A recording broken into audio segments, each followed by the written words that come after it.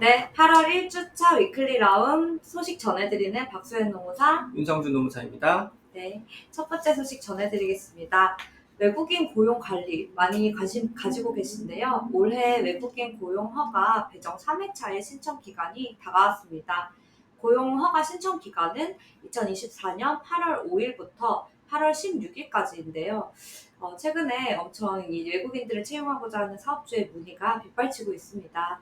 외국인을 고용할 때에는 비자, 국적 등에 따라서 고용 허가를 받아야 되시는 분들도 있고 아니면 일반 내국인들과 같은 방식으로 채용을 하시는 경우도 있습니다.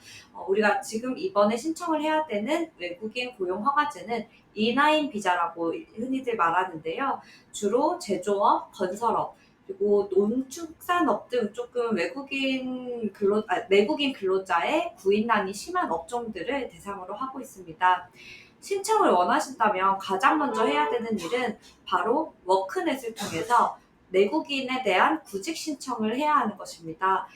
이 외국인 근로 같은 경우는 우리나라 사람들이 잘 뽑히지 않아서 외국인을 좀 고용을 해야 합니다라는 취지가 있기 때문에 약 7일 동안 홈페이지에 그 채용 공고를 올려서 우리가 내국인을 취업시키려고 했으나 그게 쉽지 않다라는 것들을 입증해야 합니다.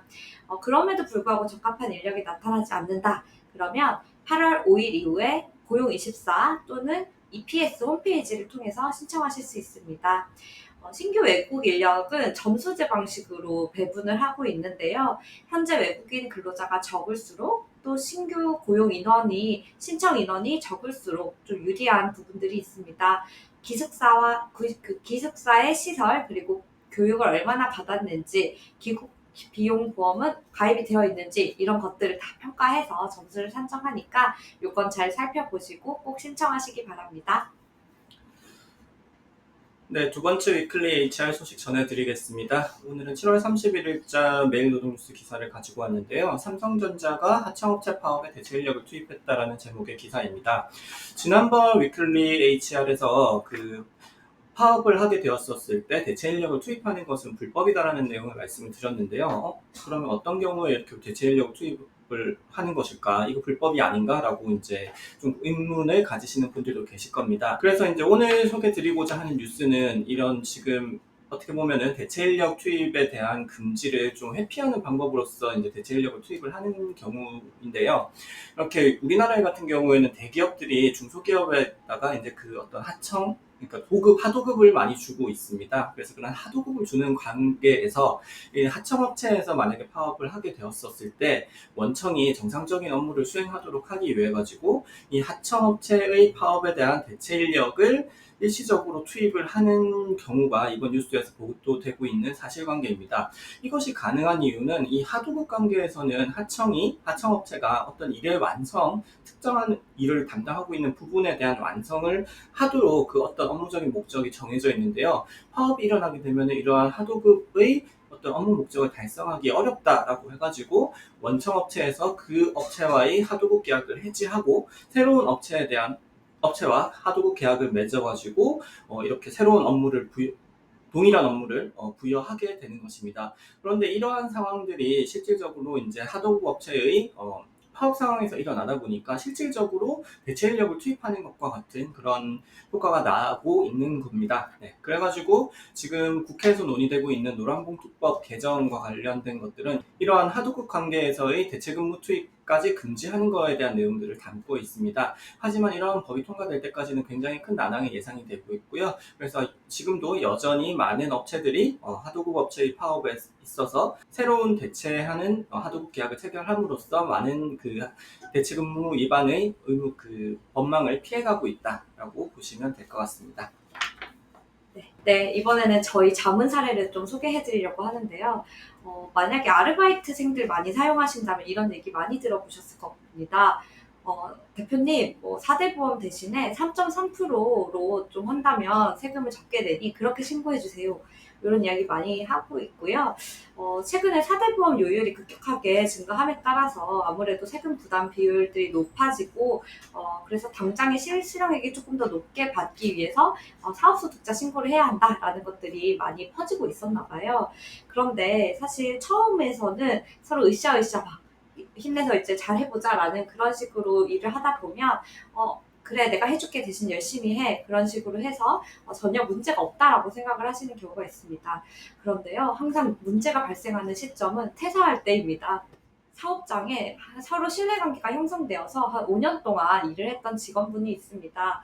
5년 동안 일을 할 때 일차원기에 본인의 요청으로 3.3% 신고를 해주세요 라고 해서 잘 근로를 했는데요. 퇴사하고 나니 주변 친구분들이 이야기를 합니다. 너네 사장님 너 5년 동안 일했는데 실업급여 안 해줘? 이런 얘기를 하다 보면 이게 내가 실업급여 받을 수 있는데 못 받는 건가 하고 알아보게 되는 거죠.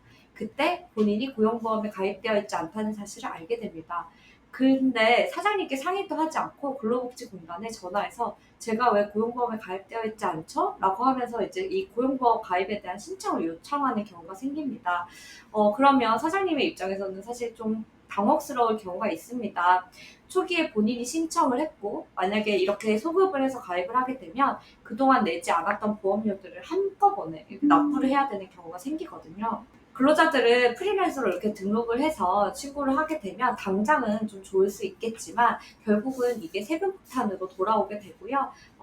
사이좋게 지냈던 근로자와의 인연도 좀 이제 놓치게 되는 경우가 생기게 됩니다. 근데 사실은 근로자가 사전에 요청하더라도요, 사대보험 가입을 해야 하는 것은 사업주의 의무입니다. 별도의 합의서가 신청서가 있다라고 하면서 이 회피를 좀 하려고 하시는 사업주분들도 있는데 사실상 실질적으로 이런 부분들이 가입이 안 됐다는 것을 공단에서 알게 되면 이 별도의 합의서나 신청서가 전혀 의미가 없습니다.